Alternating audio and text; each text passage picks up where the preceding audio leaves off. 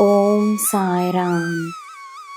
ನನ್ನ ಮುದ್ದಿನ ಮಗುವೆ, ನಿನಗೆ ಯಾರೂ ಇಲ್ಲ.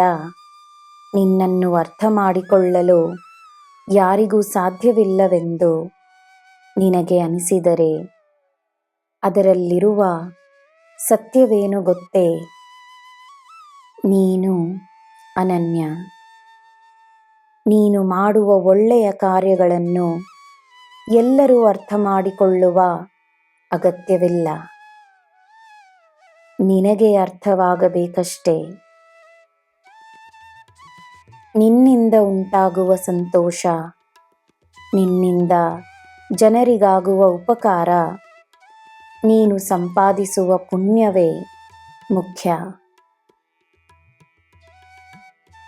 ನಿನ್ನಲ್ಲಿರುವ ಒಳ್ಳೆಯ ಗುಣಗಳು ಬೇರೆಯವರಲ್ಲೂ ಇರಲಿ ಎಂದು ಪ್ರಾರ್ಥನೆಯನ್ನು ಮಾಡು. ಅಪೇಕ್ಷೆಯನ್ನು ಬಿಡು. ಅಪೇಕ್ಷೆಗಳು ದೂರವಾದಷ್ಟು ಸಂತೋಷ ನಿನ್ನ ಹತ್ತಿರವಿರುತ್ತದೆ. ನನ್ನ ಮುದ್ದು ಮಗುವಿಗೆ ಏನು ಕೊರತೆ? ನಿನಗೆ ನನ್ನ ಆಶೀರ್ವಾದ ಮಾತ್ರವಲ್ಲ, ಎಲ್ಲ ದಿವ್ಯ ಶಕ್ತಿಗಳ ಆಶೀರ್ವಾದವಿದೆ. ನಿನ್ನ ಜೀವನ ಭವ್ಯವಾಗಿರುತ್ತದೆ. ನಂಬಿಕೆ ಇರಲಿ. ನೀಡಿದಷ್ಟು ಪಡೆಯುವೆ. ಒಳ್ಳೆಯದನ್ನು ನೋಡಿ ಪ್ರಶಂಸಿಸಲು ಹಿಂಜರಿಯಬೇಡ.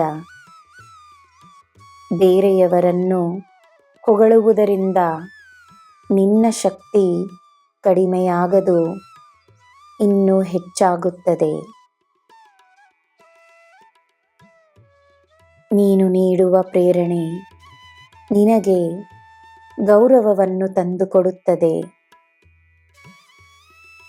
ನೀನು ಮಾಡುವ ಕಾರ್ಯಗಳ ಲೆಕ್ಕ ನನ್ನ ಹತ್ತಿರವಿರುವಾಗ ಬೇರೆಯವರು ನಿನ್ನನ್ನು ಹೊಗಳಿದರೇನು, ಹೊಗಳದಿದ್ದರೇನು?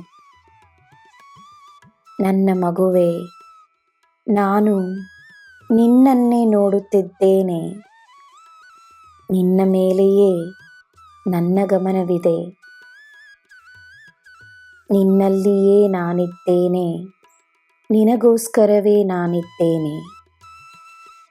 ನಿನಗೆ ಎಲ್ಲ ಶುಭವೇ. ಜೈ ಸಾಯಿರಾಮ್.